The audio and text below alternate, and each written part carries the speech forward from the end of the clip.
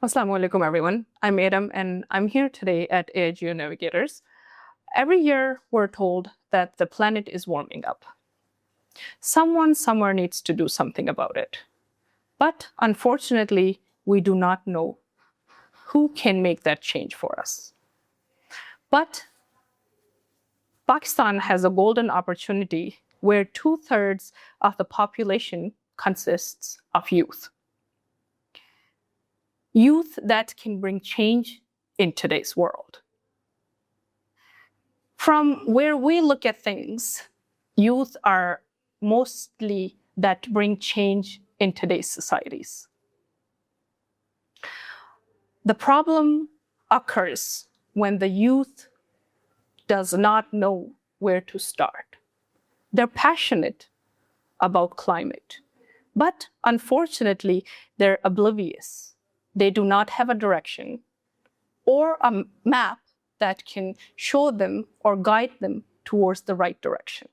Today in our studio, we have a personality that can bridge that gap, that can help our youth and the data that AIGO Navigator provides and bring the innovative solutions for this cause to make changes to our climate for the betterment. We have here today Rida Raheel, cross-cultural experience of over 20 countries and has led consulting assignments across complex social sector challenges ranging from livelihood, education, health to WASH, to environment, and instead of taking the global experience elsewhere, she chose to bring it home, of course, to Pakistan. Today, she is building a generation of youth impactreneurs through her platform, Rahinu Caravan, connecting youth directly to the industry leaders who can help them scale not just the entrepreneurs, but as responsible agents of change. So without further delay, please welcome Rida. Thank you so much, Iram. It's a pleasure to be here and to be connecting with you and discussing this very important topic of youth empowerment, especially in reference to climate change and what role the youth of Pakistan can play. And it is a pleasure to be here with AIGO Navigators and representing Rahinu Caravan, my youth empowerment platform. Thank you so much. Okay, so I am new to this as well, as you guys might be. So let's start with the first question that I have, of course. The terms that everywhere where we see your name and, of course, the work you do, we come across two main terms, okay? Impactreneurs and Climatepreneurs. Now, what does that mean? Okay, they're absolutely two new terms to, I think, most of us. So let's see, how are they changing and what do they mean to a normal person? All right.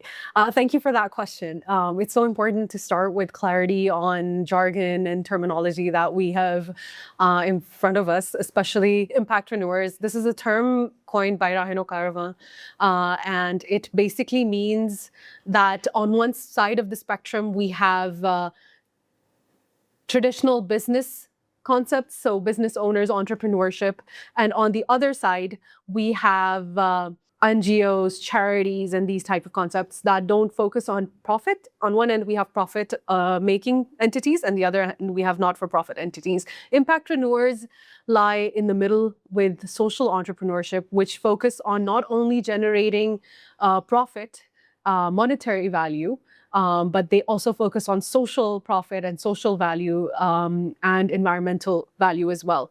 So impactpreneurs are agents of change that are economically secure, socially responsible and environmentally conscious.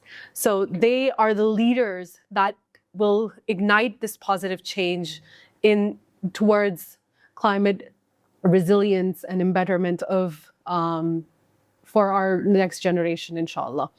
When we come to climatepreneurs, which was the next part of your question, Yes. climatepreneurs are a type of impactpreneurs. They focus on climate innovation and solutions in the climate sector, which range and start from awareness raising of their products and services all the way down to the spectrum of ensuring that these products, services are part and parcel of policy level, because it's a large spectrum and that ensures that it's having an impact at a larger global scale.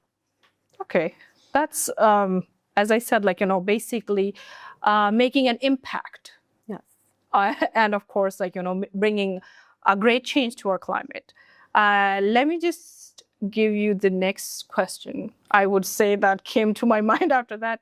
What are some of the examples, okay, that would fall under the climate actions and climate innovations, and of course the technology that is used or utilized in these matters?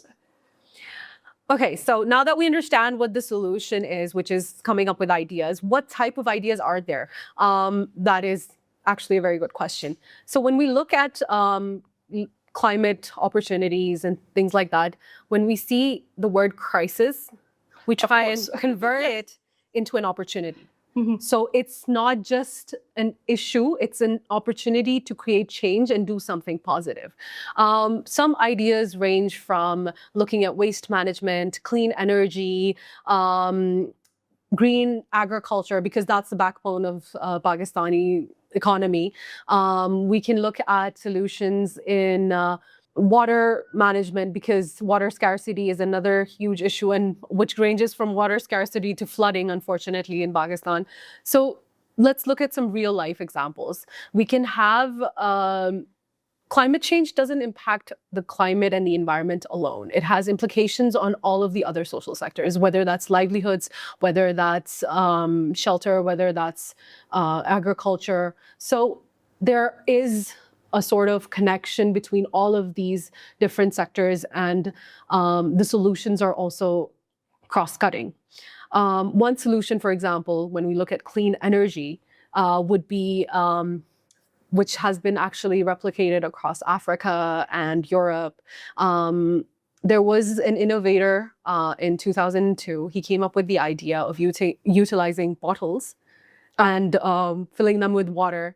And he was Brazilian, I believe. And he put water in there, and through the science of reflection and he was able to provide light in like dark enclosed windowless rooms, for example. And this was replicated across Africa. And the issue that arose from this, and this is something that entrepreneurs face as well, when they come up with a solution, of course, there will be challenges. You have to start with something, right? Of course.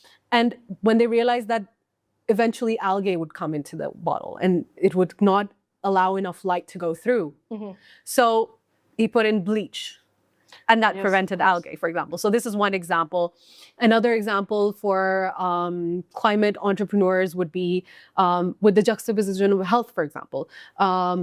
Period poverty and these type of elements are there. And then there's also the issue of recycling and waste management that is associated with this. So there's a young innovator who came up with the idea. He's Pakistani and he's from Chakwal. And he won the contest there. And he came up with the idea of vending machines, which you put in the money and they get recyclable, eco-friendly pads at very nominal costs. And for waste disposal, they can drop off those used pads and that could be recycled and ensure that they're not being added to ocean waste and these type of things. So this holistic solution is such a beautiful example of something that can be done. There are millions and billions of examples, but this is why platforms like Raheel Karma exist. We support youth in coming up with these solutions, identifying these problems, and then going forward step by step all the way till they're successful and ready to scale up globally. Of course. Adding to that, I have noticed that all across Europe and actually Western countries, they usually have vending machines where you can drop off your used cans, bottles, and everything, any kind of recyclable. And of course, you get money. And then that's honestly one of the biggest incentive for youth. Especially, kids, they always want that change and, to buy something. So and honestly, yeah, that's a very good way of encouraging our youth to be taking part in today's climate change, of course. Speaking of climate tech, at AIGO Navigators, we use AI data to guide climate decisions. From where you sit, how do you see AI changing the game? I mean, it's everywhere. It's changing everything in today's day and age. I can be sitting here and somebody can, with the help of AI, I can be at a beach, of course, just, to show that I'm there. But what do you think? How are these tools? What can be done? Okay, so we are so blessed to be from this time and age because we have such helpful tools at our disposal and at our fingertips, whether that's our laptops or our phones or anything like that. AI has revolutionized the concept of coming up with these solutions. And it's a four-pronged approach, right, to how AI can be inculcated and what role AI can play, and data, obviously. We start with ideation itself. When we look around us, as youth normally do, they can observe that there are certain issues that present themselves, whether they come from an agricultural background and they see farmers around them. If they come from university level, they see the issue of energy problems, load shedding and all of these issues.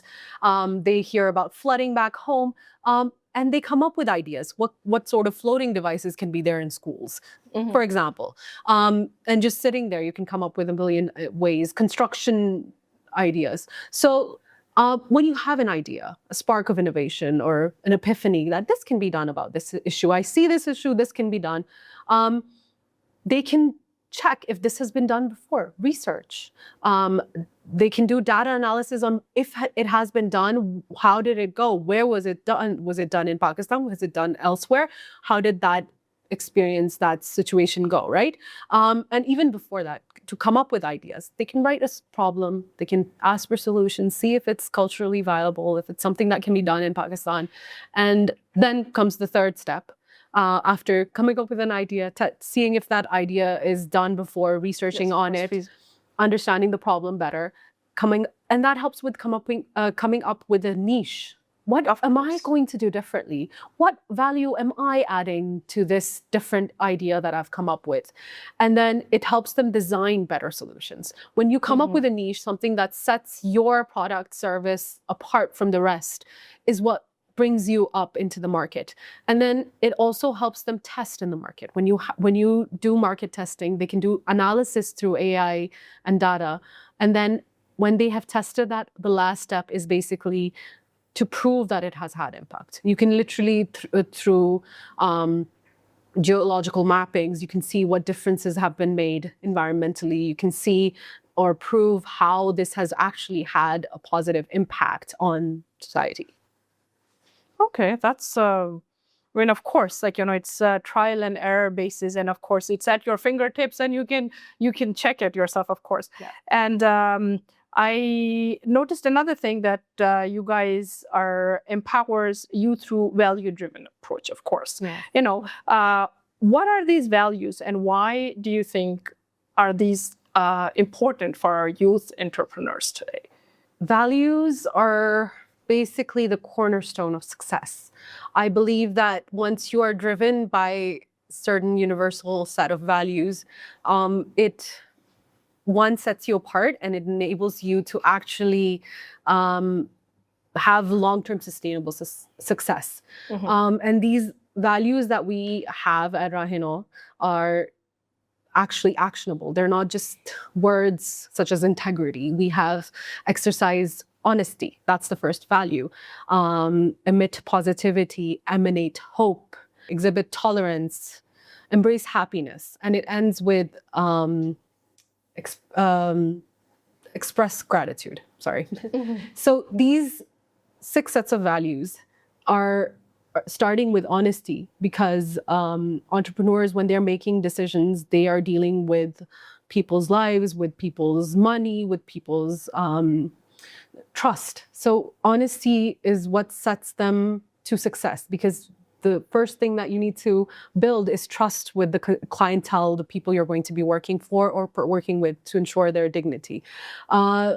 Then positivity and hope are so important for an entrepreneur, because an entrepreneur is setting onto a journey that might not have been set before. It's a pathway that nobody else has ever taken.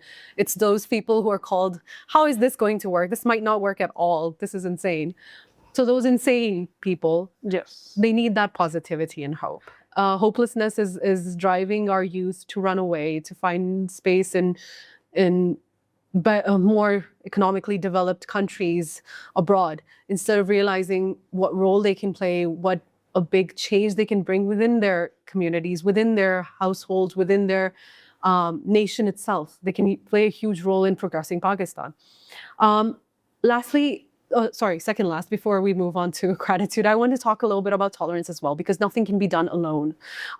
In our day and age, if we are going to talk about holistic solutions and how youth are going to ensure that entrepreneurs, as climate entrepreneurs, they're going to assess not only the issue, raise awareness on it, take it at the household level. So there's household awareness. They have, they generate the demand for that thing, and then they ensure that there is policy implementation of this concept and overall acceptability. That requires working with stakeholders across the board, from government to younger people, peers, parents, and even policymakers. So all of these people, it requires a lot of tolerance, acceptability, a listening ear. So that's why we need to have this value as well. Lastly comes happiness and gratitude, because when you're working for people's dignity, you're trying to ensure that the future is sustainable, that we have a future to begin with, because this is an existential issue when we talk about climate change and global warming. If we don't leave a world behind for the future generation, what are they going to live for? What is there going to be for them, right? So this work intrinsically ensures that there is a happiness element to it, which gives them a purpose, a drive, a connection with the people that they're working for. So this gives them a purpose of life, a positive purpose of life, instead of going towards the vices that are ever so prevalent in our society. And we were talking about this before our podcast discussion. It's so important that we guide them towards the positive elements. New direction. This basically is that pathway of going towards happiness, towards a purpose of life that leads to positive change. And gratitude is all encompassing. And that is so gratitude is what ensures that we have all of the other values as well. When you're grateful, you realize that there is hope. You realize that there is positivity. You realize that there is tolerance. So all of these things, they holistically ensure that youth can have the drive to do something better. Honestly, in today's youth, this is my first time coming across this. Our youth lacks, trust me, each and every one of these elements. And honesty, integrity, patience, gratitude, positivity, I don't know, like you name it, they lack each one of these. And then if we can drive any one of them, honestly, in today's society, I think even if we encourage even one child goes towards this path and goes, trust me, that's a whole generation. It's going to create a generational shift. Exactly. And this can be done through very minute interventions, like we are planning, inshallah, to have a happiness campaign in universities. Do you realize how impactful and life-changing it can be for so many youth in a world where mental health crisis is taking over, where they're seeing all these issues and changes in their lives? These type of values can give them a sense of purpose and drive in life. Yeah, and I mean, seriously, and then that's basically, that's like, it's bringing out a happiness within yourself. that peace, the peace that you're looking for, which honestly, that shopping, that game, or anything around those lines, which will not bring for you, it's one of those things.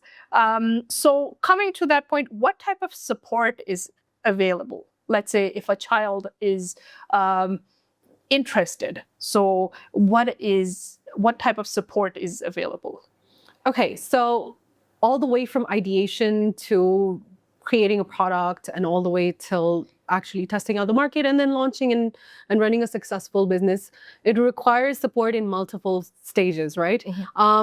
When we talk about the existing support systems that are there, HEC, for example, has launched a very important and very positive and powerful component to this, which is that all universities should have incubation centers. So incubation centers provide a space, provide guidance to you, so if they have ideas and how they can make that a reality. And then there are also incubation centers, the National Incubation Center, there is Ignite, there are all these platforms that are available.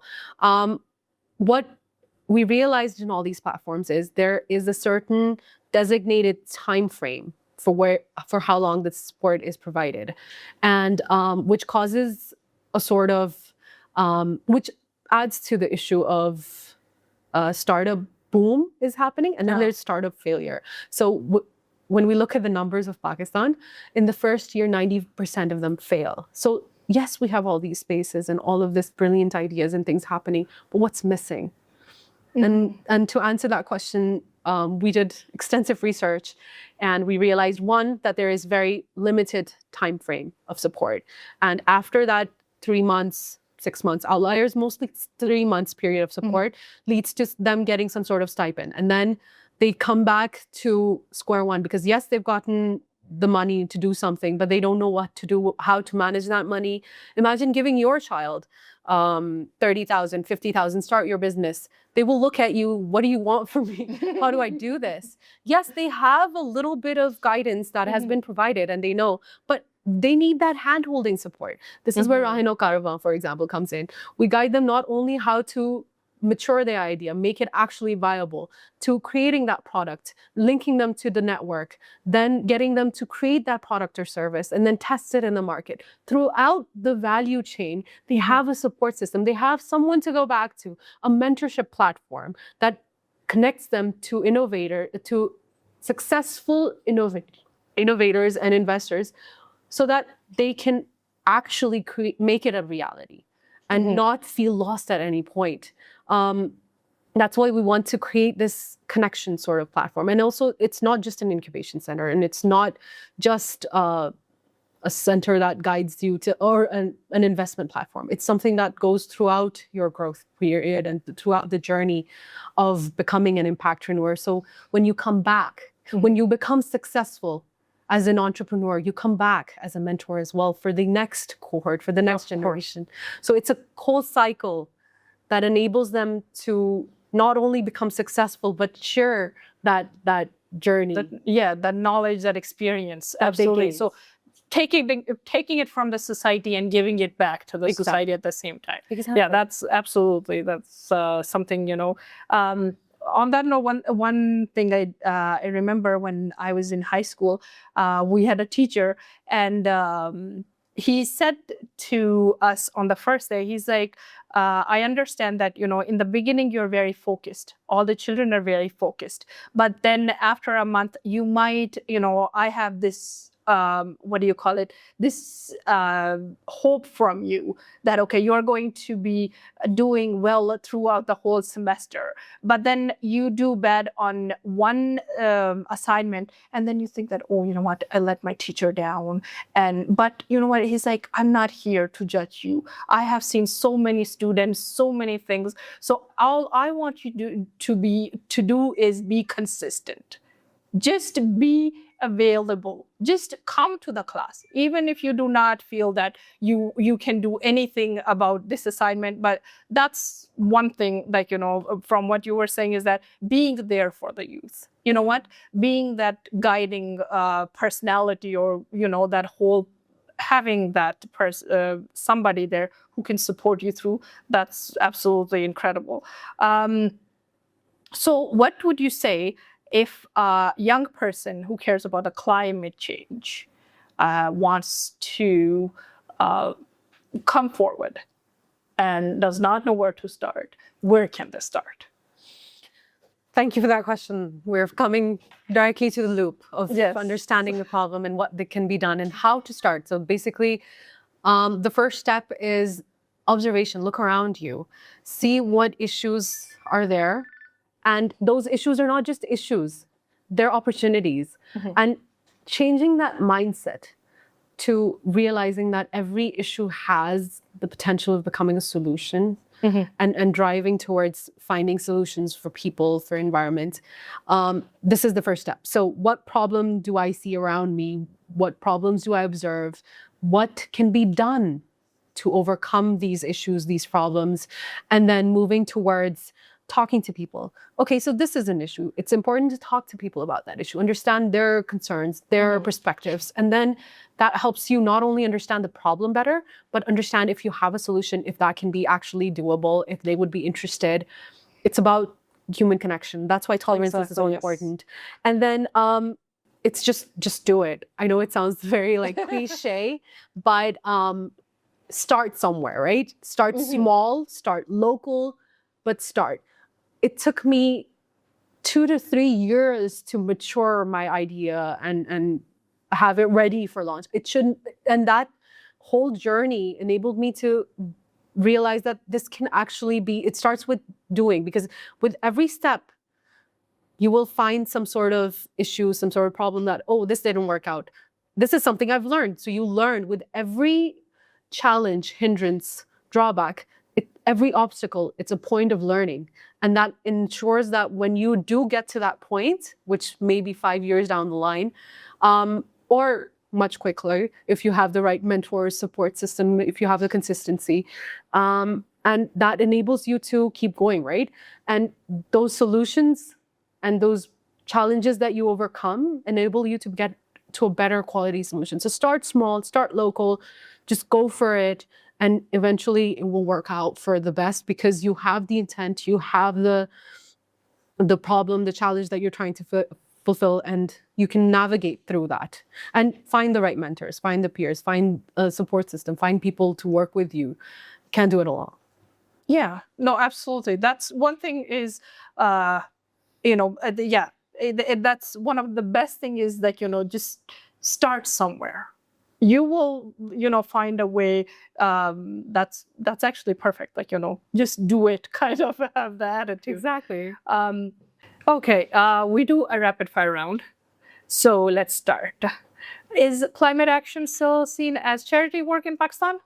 Oh yes, most definitely, and that's the biggest problem. It's supposed to be self-generated income to be sustainable and scalable. So yes, unfortunately. Data or gut feeling? What should climate emitters trust more?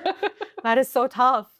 I think we should sandwich method it. It should start with gut feeling, then data to prove your gut feeling of problem and solution, and then back to gut feeling in terms of when you get the data from the people, what is the reason, what is the way to move forward. Okay, I'll make this one just very rapid. Is Pakistan's youth ready to lead on climate tech? Yes or no? Yes, they are. Okay, that's perfect. Okay, one word. What does every youth impactpreneur needs to survive this year on? You already said it. Consistency. Yes. Yes. See? We are already okay, that's perfect. Yes. That's the message. I hope you carry with you. Climate action isn't just a policy. It's actually starts with each and every one of us as a parent, as a youth. Everybody needs to bring in this change to our community, to our country, and on a larger scale to the world. I would like to thank Rida. Thank you very much. Honestly, it was really a pleasure meeting you and having you here. And for sure, I would keep your values. Honestly, we lack a lot of those. But thank you very much for being here. Thank you so much for having me. It's been a pleasure talking to you, and I would like to end with a small message for our youth. I would like to say that we don't need to wait to become powerful or clear or completely sure of ourselves. We become powerful and able by just starting and doing something. That's what leads to us having an impact and positive change in our society, in our environment. Thank you so much. Thank you so much. Basically, just get up and do it. Thank you very much. And stay tuned with us for our next episode. And inshallah, we'll see you again. Thank you.